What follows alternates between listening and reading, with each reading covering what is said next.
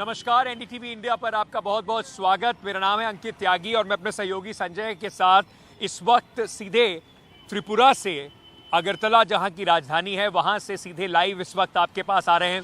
चुनाव है त्रिपुरा में और त्रिपुरा में भारतीय जनता पार्टी जैसे 2018 में जीती थी, उसके बाद से इस बार का चुनाव बहुत अहम और ख़ास भी हो गया है। पहले नॉर्थ ईस्ट के चुनाव पर ज़्यादा ध्यान लोगों का रहता नहीं था, लेकिन इस चुनाव के जो मायने हैं वो कई तरह से अलग हैं और शायद 2024 के लिए भी इससे काफ़ी संकेत निकलेंगे। तो इसी वजह से हम त्रिपुरा पहुंच गए हैं और 16 तारीख को त्रिपुरा में चुनाव है, 14 को यहाँ पर कैंपेनिंग हो जाएगी बंद। तो उससे पहले यहाँ पर क्या क्या हो रहा है वो सब आपके लिए लेकर आते रहेंगे, तो बने रहिएगा हमारे साथ एनडीटीवी इंडिया पर।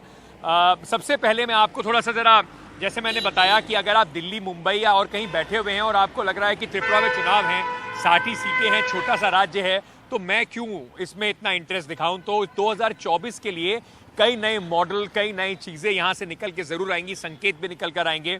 क्यों महत्वपूर्ण है त्रिपुरा का चुनाव, क्यों इस पर निगाहें टिकी हुई हैं, थोड़ा सा उसके बारे में भी आपको बताते हैं। और उसके बाद हमने आज, क्योंकि आज ही मैं यहाँ पहुँचा हूँ, क्या क्या देखा वो भी थोड़ा सा आपको बताएंगे।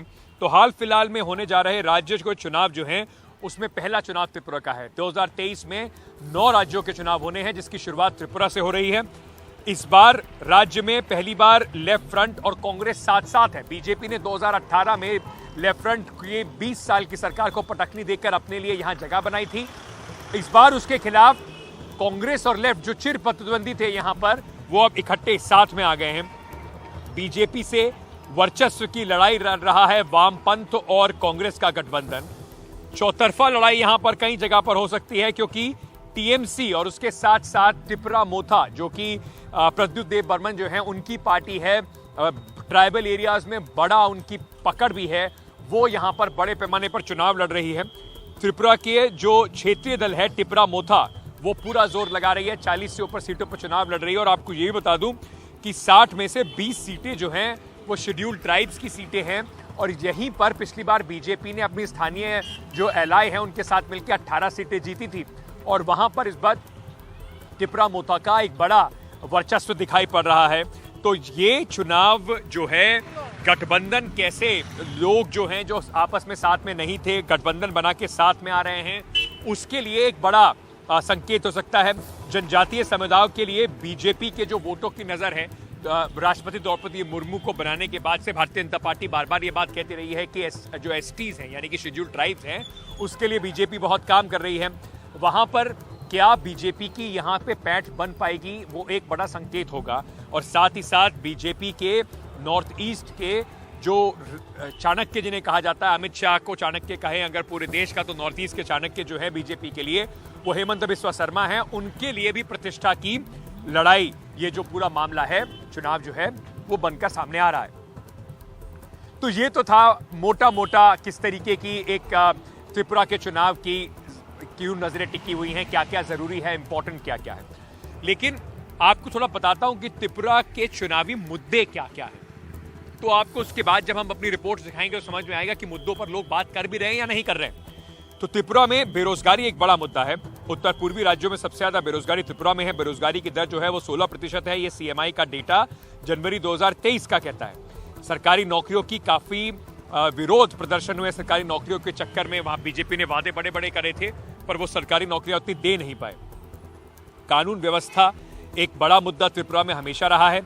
साथ ही साथ जो राजनीतिक हिंसा है उसको लेकर त्रिपुरा काफी बदनाम रहा है। 2021 में राजनीतिक हिंसा में सबसे ज्यादा मामले त्रिपुरा से आए थे, ये एनसीआरबी के आंकड़े हैं। ग्रेटर त्रिपुरा लैंड यानी कि एक नए राज्य की जो मांग चल रही है, वो भी एक बड़ा हिस्सा है। मूल निवासियों के लिए अलग राज्य की मांग क्षेत्रीय दल कर रहे हैं। 2 क्षेत्रीय दल त्रिपुरा मोथा और आईपीएफटी इस मांग को लेकर अपना चुनाव लड़ रहे हैं।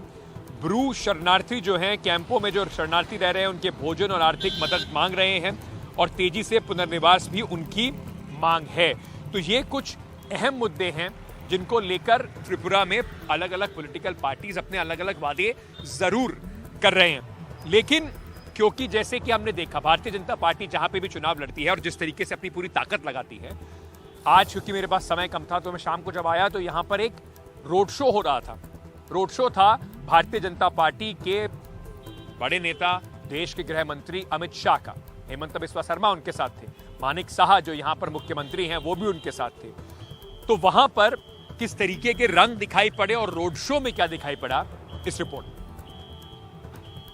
वैसे तो आपको ये देखकर थोड़ा कंफ्यूज मत होइएगा, मैं मणिपुर में अभी नहीं हूं, पर ये खूबसूरत नृत्य जो मेरे पीछे हो रहा है ये मणिपुरी का कल्चरल डांस है, रास नृत्य इसको कहते हैं।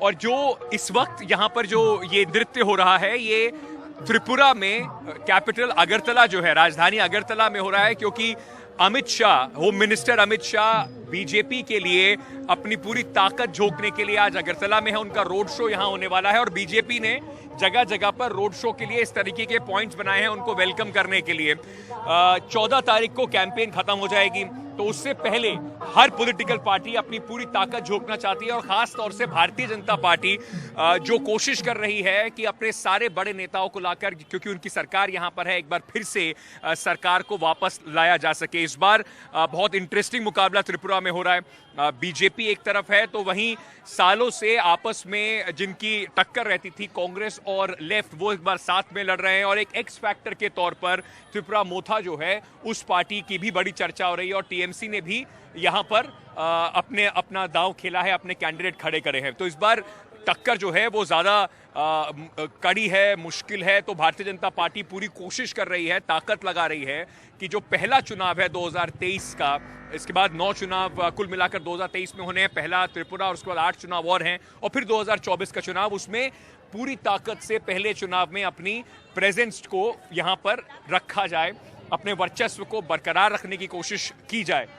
एक बार सरकार क्योंकि यहां पर बन चुकी है उनकी, तो कोशिश कर रहे हैं कि वापस इसमें आ सके। यहां पर आप देखेंगे बहुत सारे वर्कर्स भी खड़े हुए हैं, बीजेपी के, तैयार हैं फूल लेकर। आप लोग मैम सब बीजेपी से जुड़े हुए हैं? बीजेपी से हैं आप लोग? बीजेपी से हैं, तो अभी आप लोग अमित शाह जी का वेट कर रहे हैं? अमित शाह जी का। हाँ। तो आपको लगता है इस बार कोई चैलेंज है या आराम से जीत जाएंगे? आराम से जीत जाएंगे। आराम से जीत जाएंगे। हाँ। क्यों जीत जाएंगे आराम से? क्या क्या काम हुआ है ऐसा? रास्ता घाट हुआ, विमान बंदर हुआ, सब हुआ। हाँ। इसलिए भाता दिया। तो सीएम के काम पर वोट हो रहा है या मोदी जी के नाम पर? मोदी जी।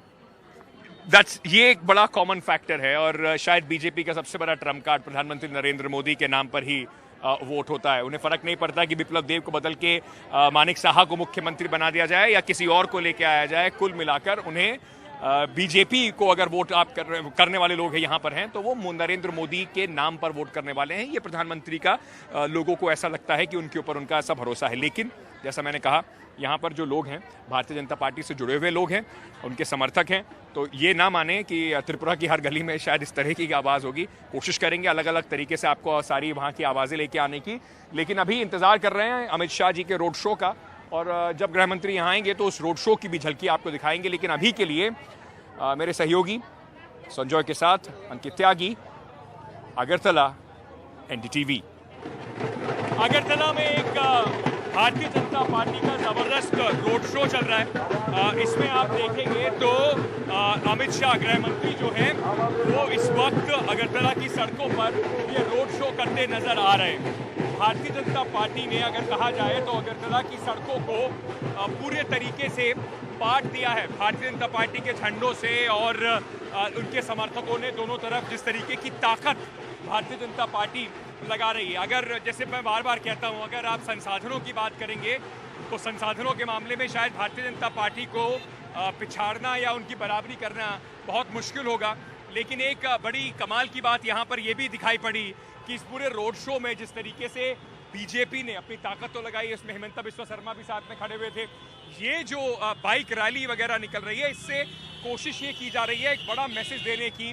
जय श्री राम के नारों के साथ ये लोग जो हैं यहाँ पर भारतीय जनता पार्टी के समर्थक, वो पूरी एक मोटरसाइकिल रैली भी निकाल रहे हैं। तो आपको इससे ये ज़रूर समझ में आ जाएगा कि कुल मिला के जब एजेंडा होता है तो किस तरीके से हिंदुत्व हो, नेशनलिज्म हो, और उसके साथ साथ वेलफेयरिज्म की जो बीजेपी बात करती है उसको मिला जुलाकर त्रिपुरा में वापसी की तैयारी, कोशिश जो है बीजेपी कर रही है। यहाँ पर आपको बड़ी तादाद में लोग दिखाई पड़ेंगे और जय श्री राम के नारे जो सब शायद लोगों को लगता है कि उत्तर प्रदेश में इस्तेमाल होता है, लेकिन उस हिंदुत्व फैक्टर को यहाँ पर भी लेकर आया जा रहा है। तो कुल मिलाकर एक घोल बनाने की कोशिश है। भारत माता की जय, जय श्री राम और हमने क्या क्या लोगों को दिया, उसका एक मिश्रण बनाकर यहाँ पर चुनाव जीतने की भारतीय जनता पार्टी की पूरी कोशिश, पूरी ताकत यहाँ पर लगाते हुए इस वक्त अगरतला की सड़कों पर अमित शाह। चलिए मेरे सहयोगी संजय के साथ अगरतला से अंकित त्यागी, एनडीटीवी इंडिया के लिए। तो आपने देखा कि ये बड़ा चिर परिचित तरीका हो गया है भारतीय जनता पार्टी का, पूरी ताकत लगा देते हैं। प्रधानमंत्री जी यहाँ पर कल एक रैली थी, कर चुके हैं 2 रैली और कल फिर यहाँ पर आ रहे हैं रैली करने के लिए। तो बीजेपी कोशिश ये कर रही है कि 2023 का जो चुनाव का जो पूरा एक सीजन शुरू होने वाला है उसको जीत से शुरू करा जाए। ऐसी ही कोशिश हर पॉलिटिकल पार्टी की होगी। वहाँ के भी आवाज़ें, वहाँ के भी क्या कैंपेन किस तरीके की है वो भी आपके लिए लेकर आएंगे। लेकिन 2024 के महासमर से पहले त्रिपुरा का रण जो है वो इतना अहम क्यों है, इस पर बात करने के लिए मैंने त्रिपुरा के 2 सीनियर जर्नलिस्ट हैं जो यहीं अगरतला में रहते हैं, बहुत दिनों से राजनीति देख रहे हैं, किस तरीके से करवट बदल रही है वो भी देख रहे हैं और इस बार उनको क्या संकेत और अनुमान नजर आ रहे हैं, वो संकेत देखने के लिए, समझने के लिए मैंने इन दोनों जर्नलिस्ट से बात की। वो थोड़ा चर्चा आपको भी सुनवाते हैं। तो त्रिपुरा का चुनाव इस बार अलग कैसे है, और अगर आप त्रिपुरा में नहीं हैं, दिल्ली में बैठे हैं, मुंबई में बैठे हैं, तो क्यों इस बार त्रिपुरा का चुनाव जो है वो आपके लिए या देश की पॉलिटिक्स पर उसका असर क्या होगा, इसको समझने के लिए उन लोगों से बात करते हैं जो काफ़ी समय से नॉर्थ ईस्ट की पॉलिटिक्स को भी समझ रहे हैं और अगरतला में बैठकर त्रिपुरा की जो राजनीति है उसको इस बार देख रहे हैं, बहुत क्लोजली देख रहे हैं। हमारे साथ डॉक्टर विश्वेंदु भट्टाचार्य जी हैं, ये जर्नलिस्ट हैं, ऑथर हैं, लेखक हैं। जयंता भट्टाचार्य जी भी हैं जो त्रिपुरा में रहते हैं, यहीं पर अगरतला में रहते हैं और बहुत सीनियर जर्नलिस्ट हैं, काफ़ी सालों से त्रिपुरा की पॉलिटिक्स को भांप रहे हैं, बहुत करीबी से तरीके से देख रहे हैं। मैं आप दोनों से ये जानना चाहता हूँ, मैं अभी अमित शाह के रोड शो से होकर आया, इतनी ताकत बीजेपी ने लगाई हुई है, तो ये इस बार 18 के चुनाव से अलग क्यों है? क्या खास है इस बार त्रिपुरा के चुनाव? 18 में जो चुनाव हुआ ये तो बीजेपी और सीपीएम का बीच में हुआ था, लेकिन इससे पहले आप देखिए, पहले कांग्रेस और सीपीएम में ये इलेक्शन होता था। ये दोनों का एकदम आर्क राइवल था। हाँ, तो इस टाइम क्या हुआ, बीजेपी को हारने के लिए उन्होंने बोला कि ये हमारा पहला नंबर शत्रु है, एनिमी है। हाँ, तो इनको हराना है। दुश्मन का दोस्त, दुश्मन का दुश्मन दोस्त बन जाता है। हाँ। तो दिस इज अनयूजुअल। कांग्रेस का साथ सीपीएम का गठबंधन हो गया। हाँ। तो ये एक फैक्टर ये हो गया। तो इसलिए इस बार तो यही this is the main factor that this time we are seeing. माने हो रहा है कि बीजेपी वर्सेस कांग्रेस सीपीएम, और तीसरा मोथा जो है एक ट्राइबल पार्टी है। तो ये पहले 2021 साल में उन्होंने Tripura tribal areas autonomous district council में जीते थे। और इसका बाद ये बहुत ही माने शक्तिशाली हो गया। तो इस टाइम तो लगता है हांग पार्लियामेंट भी हो सकता है। अगर हांग पार्लियामेंट हो तो त्रिपुरा में था जो ट्राइबल बेस्ड पार्टी है वो ज़्यादा सीट ले लेगा। मतलब तो पुराने राजा तय करेंगे कि इस बार राजा त्रिपुरा में कौन बनेगा, ऐसा हो सकता है। लेकिन बहुत सारे लोग ये कहेंगे कि भाई ठीक है, नॉर्थ ईस्ट का चुनाव हो रहा है, त्रिपुरा में चुनाव हो रहा है, बीजेपी इतनी ताकत झोंक रही, अमित शाह अभी दिखाई पड़े हमको, हेमंत बिस्वा शर्मा थे, दूसरी तरफ लेफ्ट और कांग्रेस साथ आया है, पर लेफ्ट का जो कैंपेन है बिल्कुल पुराने तरीके से हो रहा है, छोटी छोटी सभाएं करके वो अपना कैंपेन कर रहे हैं, और कांग्रेस की तरफ से बड़े चेहरे अभी तक यहाँ पर आए नहीं हैं। तो क्या माना जाए उसको कि इस बार का जो चुनाव है वो इन दोनों के बीच में है, ये ट्रायंगुलर फाइट है, या टीएमसी भी आ गई है तो ये एक 4 कॉर्नर फाइट बन गई है? नहीं, मेरे ख्याल से तो भैया ये है कि एक्चुअली 2024 का जो सेटिंग है, जो इलेक्शन मोड का सेटिंग यहाँ पे हो रहा है, जहाँ पे left party and Congress wanted to show their strength. मतलब वो अपनी रेलेवेंस की लड़ाई लड़ रहे हैं, लड़ाई चल रहे हैं।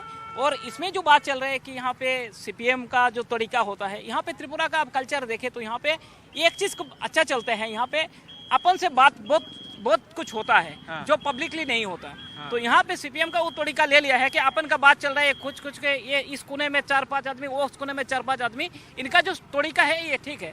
लेकिन ये बहुत अनयूजुअल है। This is for the first time. Prime minister is coming almost every day, home minister is coming, defence minister is coming, all top shots are coming here. मतलब बीजेपी का हर चेहरा आ चुका है यहाँ पे, योगी आदित्यनाथ भी आ गए, सारे मुख्यमंत्री मंत्री सबको भेज तो दिया। भाई ऐसे लग रहा है कि एक जगह में आदित्य जी का एक सभा देखा जहाँ पे इतना छोटा गांव है, इस गांव में हम लोग कभी सोचे भी नहीं है कि आदित्य जी यहाँ पे जाएंगे, लेकिन इस बार गया और बात अच्छा रखा। लेकिन ये बीजेपी का चुनाव लड़ने का तरीका भी है, छोटी छोटी जगहों पे बड़े लोगों को भेजकर कोई कसर बाकी छोड़ना नहीं चाहते। और जैसे मैं बार बार अपनी उसमें दोहराता हूं कि बीजेपी के पास जो संसाधन है उसकी आप अभी तुलना किसी और पॉलिटिकल पार्टी से नहीं कर सकते हैं। ये एडवांटेज एक है, अनफेयर एडवांटेज है नहीं है वो एक अलग बात है, लेकिन ये एडवांटेज उनके पास है। लेकिन यहाँ के अगर फैक्टर्स की बात करें तो लोग ये भी कह रहे हैं कि देखिए कांग्रेस और लेफ्ट जो है इतने साल तक आपस में लड़ाई करा और खूनी लड़ाई करा कि बहुत मुश्किल है कि उनका वोट ट्रांसफर हो जाए। ये क्या दोनों का वोट, उनका जो काडर है ये बात मान चुका है कि बीजेपी को हराने के लिए साथ आना है या वोट ट्रांसफर में दिक्कत होगा? देखिए, ये जो एक्सपेरिमेंट उन्होंने किया था, सीपीएम और कांग्रेस का गठबंधन हुआ था वो वेस्ट बंगाल इलेक्शन में, तो वहाँ पे हमने देखा कि सीपीएम का वोट कांग्रेस ने ले लिया, लेकिन कांग्रेस का वोट सीपीएम को नहीं मिला। हाँ, लेकिन ऐसा होगा कि नहीं ये बहुत ही फैक्टर का ऊपर डिपेंड करता है। क्योंकि त्रिपुरा का जो ऑब्जेक्टिव कंडीशन वेस्ट बंगाल से अलग है। हाँ, लेकिन ये तो ठीक है, जो दोनों आपस में बहुत लड़ा था। हाँ, वो सब मर्डरस बहुत कुछ हुआ, इवन जेनोसाइड टाइप का भी मर्डर हुआ। तो जनता जनार्दन है, अभी भी बोल नहीं सकते हैं, लेकिन क्या हो रहा है, कुछ भी हो सकता है, कुछ भी हो सकता है। लेकिन त्रिपुरा मोथा कितना बड़ा फैक्टर है? क्या वो इतना बड़ा फैक्टर है कि इस चुनाव में उसकी वजह से किसी को क्लियर मेजॉरिटी ना मिले? और क्या ट्राइबल सीट्स के बाहर प्रद्युत देव बर्मन का कुछ इन्फ्लुएंस है या सिर्फ 20 सीटों पर ही उनका इन्फ्लुएंस है? जरूर है, 20 सीट तो उनका है, ट्राइबल रिजर्व सीट है। इसके अलावा 13 सीट्स है जहां पे उनका सिग्निफिकेंट है उनका वोटर। पिछली बार बीजेपी ये जो 20 सीटें इसमें से 18 जीती थी अपने सहयोगी के साथ, जो भी ट्राइबल पार्टी है। नहीं, उस टाइम पे जो आईपीएफटी था, इस टाइम पे मोथा नहीं था, राजा भी नहीं था। मैं कह रहा हूँ, तो पिछली बार बीजेपी आईपीएफटी के साथ 18 सीटें जीती थी 20 में। इस बार उनके लिए बहुत बड़ा चैलेंज होगा उनको जीतना। इस बार चैलेंज इसीलिए है कि यहाँ पे आईपीएफटी का जो प्रेजेंस था वो इस बार नहीं है। इस बार that was shifted to Tripura Motha. उनके बड़े नेता सारे उधर चले गए। बड़ा नेता नहीं, उसमें कोई काफी अंदर में कुछ चला जहाँ पे उसको वो पार्टी ऑलमोस्ट खत्म है। सो नाउ whoever else, वो सारा आ गया मोथा के पास। मैं अंत में आप लोगों से ये बात पूछना चाहूंगा, अभी बहुत चूंकि चुनाव बिल्कुल अब कैंपेन 14 तारीख को खत्म हो जाएगा, 16 को चुनाव है। त्रिपुरा मोथा जो प्रद्युत खुद कांग्रेस से बाहर आए हुए थे, बीजेपी ने भी उन्हें अपने साथ लाने की कोशिश करी, उनके साथ नहीं गए। किस तरफ उनका झुकाव ज्यादा होगा अगर हंग असेंबली होती है? नहीं, उनका एक बात सही है, वो शुरू से एक बात बोल रहे हैं कि भाई हम उसका साथ जाएंगे जो हमको लिख के देगा, जो हमारा जो डिमांड है वो मानेगा, त्रिपुरा लैंड का। लेकिन मैंने तो एक चीज मानता हूँ कि वो दूसरा ट्राइबल लीडर का जैसा नहीं है। जिस टाइम हम लोग आईपीएफटी को देखा था, उनको बुलाया, उनको एक कमेटी बना के दिया, वो लोग बीजेपी का साथ गया। लेकिन इस बार प्रद्युत किशोर ने बोला नहीं, हमको लिख के देना पड़ेगा, and he still remain with this point. और अभी भी कोई पॉलिटिकल पार्टी, चाहे बीजेपी हो, चाहे कांग्रेस हो, चाहे लेफ्ट हो, सब कह रहे हैं कि ज्यादा ऑटोनॉमी देंगे, लेकिन अलग स्टेट की कोई बात नहीं मान रहे। एकदम मेरे को लगता है कि ये एक बार्गेनिंग ऑफर है, क्योंकि वो प्रद्युत किशोर खुद ही जानता है कि ये इतना छोटा स्टेट को डिवाइड करना इतना आसान नहीं है। अगर ग्रेटर त्रिपुरा लैंड हो जाएगा तो ये त्रिपुरा को 9 डिवीजन हो जाएगा। 9 डिवीजन हो जाएगा। और ग्रेटर त्रिपुरा लैंड का एक कंडीशन है कि बांग्लादेश का भी पार्ट और मिजोरम का भी पार्ट इसको हिस्सा बनना पड़ेगा। तो हसीना गवर्नमेंट क्या इसका सम्मति देगा? हाँ, मिजोरम गवर्नमेंट क्या ये सम्मति देगा? हाँ, तो मतलब ये कभी नहीं होने वाला है। पर सपना दिखाया जा रहा है, सपना दिखाया जा रहा है और सभी लोग इस वक्त त्रिपुरा के अंदर सपने बेच रहे हैं, कोशिश कर रहे हैं कि उनकी बात को लोग सुने और वोट उनकी तरफ दें। देखिए, जैसे मैंने आपको बताया कि है ये छोटा सा 60 असेंबली का एक स्टेट, लेकिन इस बार 2023 का जो 9 राज्यों का चुनाव है उसकी शुरुआत त्रिपुरा से हो रही है। और जैसे कि हमारे एक्सपर्ट बता रहे थे, 2024 के लिए भी यहाँ से बड़े संकेत निकल कर आएंगे। बने रहिएगा हमारे साथ, एनडीटीवी इंडिया पर जारी रहेगी हमारी कवरेज। कोशिश करेंगे आपको रोज यहाँ से कुछ ना कुछ नया त्रिपुरा से लेकर आते रहें। हमारी इलेक्शन कवरेज जारी है, बने रहिए एनडीटीवी इंडिया के साथ। तो जो मैंने कहा कि रोज यहाँ से कुछ ना कुछ नया आपके लेते हैं कि आते रहेंगे। और भी राज्य हैं, 2 राज्य और हैं, उनकी भी कवरेज आएगी। तो अब हमारी महा कवरेज शुरू हो गई है, पर अभी के लिए छोटा सा एक ब्रेक ले लेते हैं और वापस जब आप आएंगे तो देश और दुनिया की बाकी खबरें भी आपको यहीं से बताएंगे।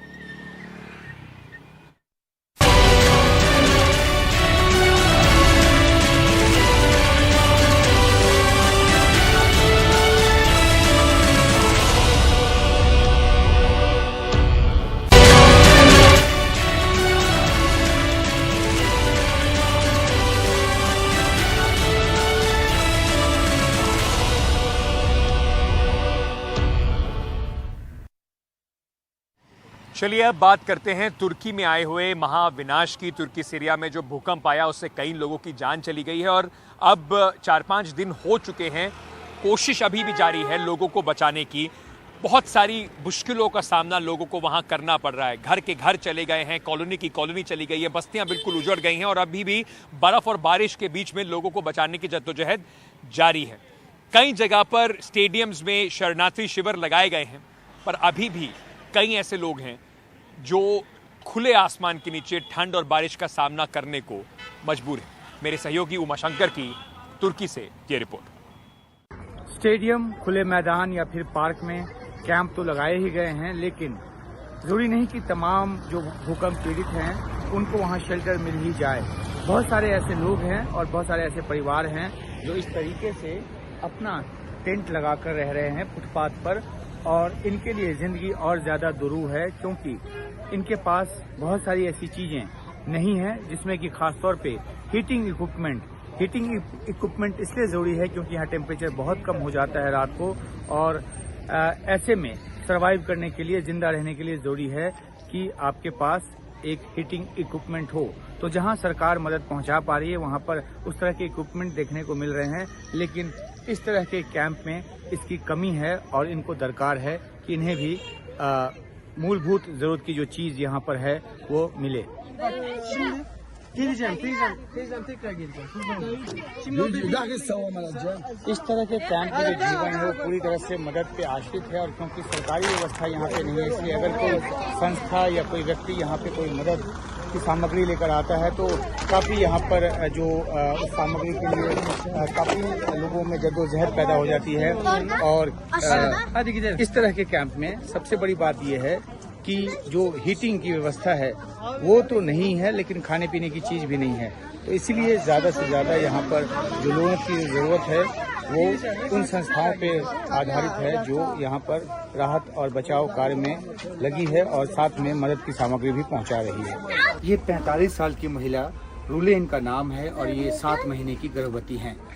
इनका घर टूट गया, कई परिजनों को इन्होंने खो दिया और अब यहाँ इस कैंप में रहने को मजबूर हैं, जिस कैंप में मूलभूत ज़रूरत की चीज़ें नहीं हैं। हाँ, इतना ज़रूर है कि एक हीटिंग सिस्टम है ताकि रात में जो सब ज़ीरो टेम्परेचर है उससे थोड़ी राहत मिल सके, और खाने का कुछ सामान और थोड़ा बहुत जो गद्दा है और बाकी सारी चीज़ें। और ये अकेली नहीं है, इस कैंप में हज़ारों ऐसे लोग हैं जो इस तरह की स्थिति में जी रहे हैं क्योंकि उनके घर टूट गए हैं और उनके पास अब रहने को कोई आसरा नहीं है। और इसी वजह से अब यहाँ जो सरकार ने, तुर्की की सरकार ने जो ये कैंप बनाया है, इसमें उनको रहना पड़ रहा है। कितना लंबा रहना पड़ेगा ये अभी किसी को नहीं पता, क्योंकि डिवास्टेशन जो है बहुत ज़्यादा है और पुनर्निर्माण या पुनर्वसन का जो काम है उसके लिए जब योजना बनेगी, जब उनके लिए घर बनेंगे, तब जाकर वो वहाँ पे रहेंगे। लेकिन चाहे वो बच्चे हों, छोटे बच्चे हों, नौजवान हो, बुजुर्ग हों, महिलाएं हों, तमाम जो लोग हैं वो इस कैंप में हैं और बहुतों के जो काम हैं वो ख़त्म हो चुके हैं। उनकी रोजी रोटी क्या होगी इस बात की भी अभी किसी को जानकारी नहीं, और शायद कोई अभी इस तरफ सोच भी नहीं रहा है, क्योंकि अभी तो सारा जो दारोमदार है और सारा जो फोकस है वो इस बात पर है कि कैसे जो लोग भूकंप पीड़ित हैं और जिनकी जान बच गई है वो आगे कैसे सरवाइव करें और किस तरह की मदद उनको चाहिए, इस पर सारा फोकस है। तो ये यहाँ पे इस तरह से जो सैकड़ों टेंट हैं वो लगाए गए हैं और जो बेसिक जो एक सुविधा है वो देने की कोशिश की गई है। अब देखिए इस बचपन को, कल को ये किसी घर में थे जहाँ पे भरा पूरा परिवार था, हर सुख सुविधा के साधन जो थे वो मौजूद थे, लेकिन अब ये यहाँ इस तरह के कैंप में रहने को मजबूर हैं और कब तक रहेंगे ये पता नहीं है। तुर्की में महाविनाशकारी भूकंप जो आया था, 2 बड़े झटके थे, 7.8 और 7.5 के, एक के बाद एक जिस तरीके से वो झटके आए थे, लेकिन उसके बाद भी अभी भी 4-5 दिन बाद भी दहशत का माहौल जो है वो कम नहीं हुआ है। आफ्टर शॉक्स जिनको कहते हैं अभी भी वो लगातार आए जा रहे हैं और उसकी वजह से लोग जो हैं दहशत में जी रहे हैं। गाजियाबाद शहर से मेरे सहयोगी उमाशंकर की ये रिपोर्ट। इस वक्त गाजियाबाद में अभी गाड़ी में बैठा हूँ और इस वक्त भूकंप के जो झटके हैं वो महसूस हुए हैं, यानी कि जिस तरह से यहाँ आफ्टर शॉक्स आ रहे हैं, एक और आफ्टर शॉक्स, और ये अच्छा खासा 10-15 सेकंड रहा। हालांकि यहाँ के लोगों को ज़्यादा शायद इस बात से अब फ़र्क नहीं पड़ता, क्योंकि इतनी तीव्रता के भूकंप के झटके वो देख चुके और इतनी तबाही वो देख चुके हैं कि इस तरह के आफ्टर शॉक्स को आदी हो गए हैं। और अभी ये झटका तो बंद हो गया है, लेकिन कई बार इस तरह के झटके यहाँ पर आ रहे हैं लगातार, और इससे उन लोगों को ज़्यादा खौफ होता है जिनके घर कमज़ोर हो गए हैं लेकिन उनके पास रहने का कोई दूसरा ज़रिया नहीं है, वो अपने घरों में ही रह रहे हैं। कई बार के झटके से घर की जो चूल्हे हैं ये हिल गई हैं। कई लोग तो कैंप में रह रहे हैं जिनके घर पूरी तरह से क्षतिग्रस्त हो गए हैं या जिनका घर जो है पूरी तरह से ध्वस्त हो चुका है। लेकिन इस तरह के जो आफ्टर शॉक्स हैं वो इस मायने में डराने वाले हैं, क्योंकि जो कमज़ोर पड़ी इमारतें हैं इतने छोटे झटके में भी या कम तीव्रता के झटके में भी वो धाराशायी हो सकती हैं और जान को ज़्यादा नुकसान पहुंचा सकती है। तो ये एक बिल्कुल लाइव सिचुएशन है जहां पर भूकंप के झटके आए, और जैसा कि मैंने आपको बताया कि अब यहाँ लोगों को शायद इस बात से ज़्यादा फ़र्क नहीं पड़ता, क्योंकि उन्होंने काफ़ी नुकसान और काफ़ी तबाही देख ली है।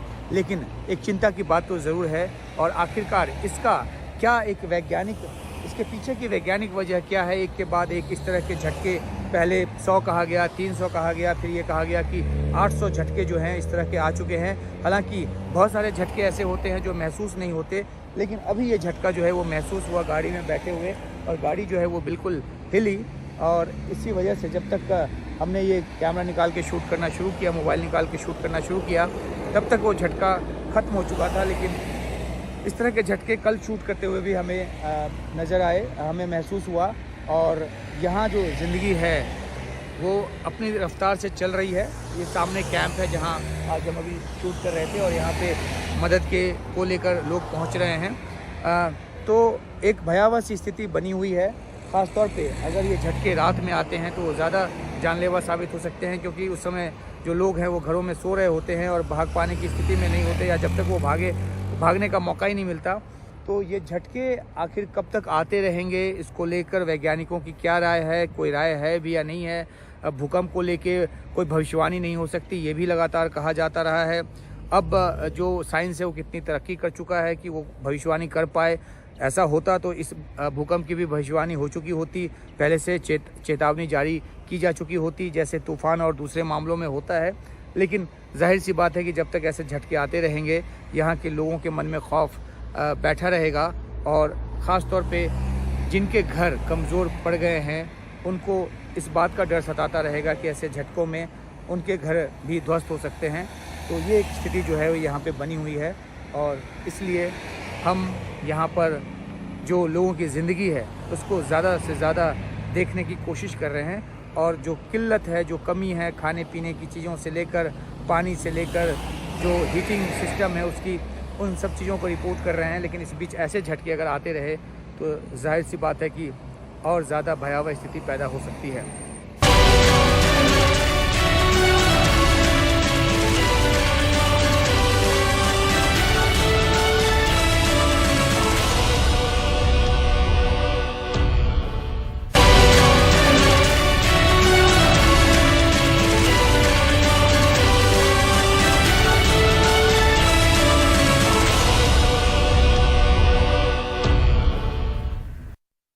चलिए अब बात करते हैं, प्रधानमंत्री नरेंद्र मोदी ने आज देश के सबसे लंबे जो एक्सप्रेसवे बन रहा है, दिल्ली से लेकर मुंबई तक का एक्सप्रेसवे, जो कहा जा रहा है कि रास्ता सिर्फ 12 घंटे में आप तय कर पाएंगे, उसके एक अहम सेक्शन का, पहले सेक्शन का आज प्रधानमंत्री ने उद्घाटन किया।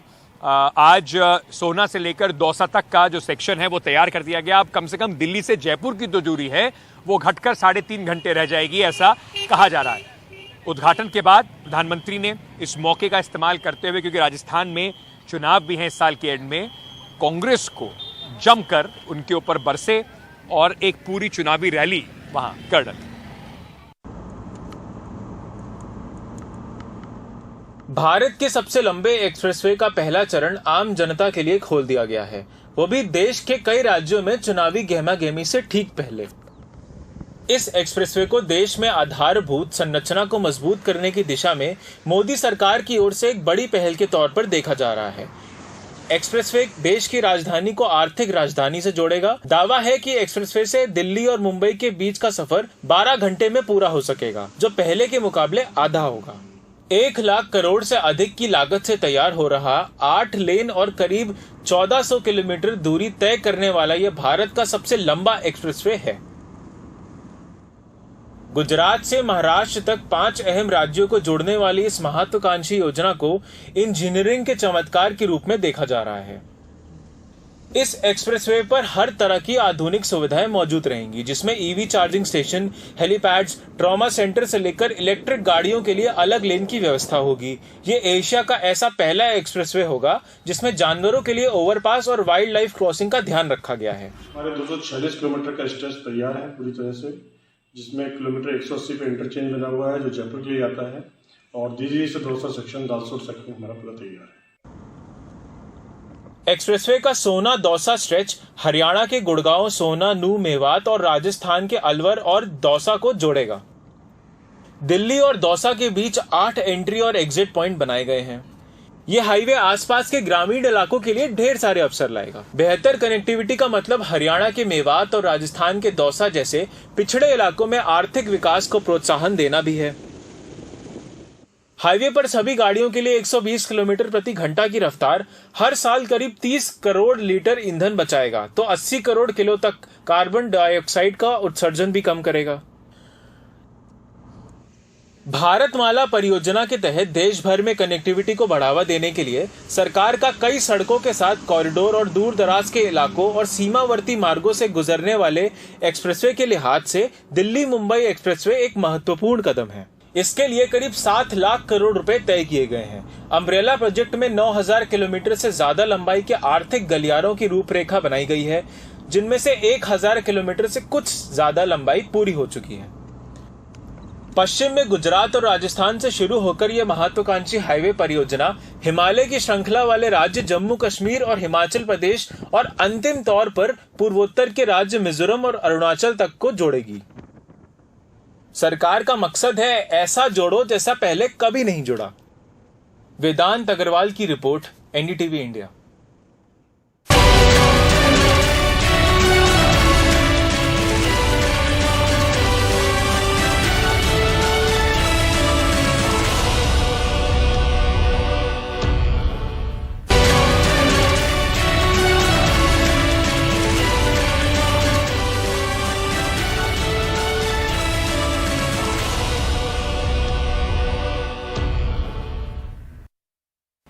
चलिए अब बात करते हैं दिल्ली में जमात-ए-उलमा-ए-हिंद के जो अधिवेशन हो रहा था रामलीला मैदान में, उसके आखिरी दिन की, जो थोड़ा विवादों में घिर गया। वहाँ पर जो जमात-ए-उलमा-ए-हिंद के सबसे वरिष्ठ चेहरे हैं अरशद मदनी साहब, उन्होंने एक बयान दिया और वो बयान के बाद जो स्टेज था उस पर थोड़ा सा क्या काफ़ी ज़्यादा उस पर बड़ा विवाद हो गया। जो बाकी धर्मों के धर्मगुरु वहाँ पर आए थे वो स्टेज छोड़कर चले गए। ऐसा उन्होंने क्या कहा और उसके बाद कैसे राजनीति भी इस पर हो गई, मेरे सहयोगी सौरभ शुक्ला की ये रिपोर्ट। हमारे स्वामी चिदानंद सरस्वती जी महाराज रविवार को दिल्ली के रामलीला मैदान में चल रहा जमीयत उलेमा हिंद के अधिवेशन का आखिरी दिन रहा। मंच पर मुसलमान धर्मगुरुओं के अलावा हिंदू, सिख, ईसाई और जैन धर्म के गुरु भी मौजूद रहे। इसी दौरान मौलाना अरशद मदनी ने एक ऐसा बयान दे दिया जिससे नाराज होकर दूसरे धर्मों के कई धर्मगुरु आयोजन छोड़कर चले गए। अरशद मदनी ने कहा कि ओम और अल्लाह एक ही हैं। आइए आपको सुनाते हैं कि अरशद मदनी का वो बयान क्या है जिसको लेकर के विवाद हुआ। बहुत कम लोग ये बताते हैं कि मनु कुछ नहीं था दुनिया में, वो ओम को पूजते थे। मैंने कहा ओम कौन है? बहुत से लोगों ने कहा कि वो एक हवा है जिनका कोई रूप नहीं है, कोई रंग नहीं है, वो दुनिया में हर जगह है, हवा हर जगह है। मैंने कहा कि अरे बाबा, इन्हीं को तो हम अल्लाह कहते हैं, इन्हीं को तो तुम ईश्वर कहते हो, इसी को तो हम अल्लाह कहते हैं। हमें केवल जोड़ने मौलाना अरशद मदनी के इस बयान पर जैन मुनि लोकेश नाराज हो गए। उन्होंने अरशद मदनी को अपने साथ शास्त्रों पर अलग से डिबेट करने की चुनौती दे दी। दावत देता हूं शास्त्रार्थ के लिए, आप दिल्ली आइए, आप मुझे सारे। जैन मुनि ने कहा कि यहाँ सिर्फ जोड़ने की बात होनी चाहिए, इसके बजाय अरशद मदनी कहानियां सुना रहे हैं।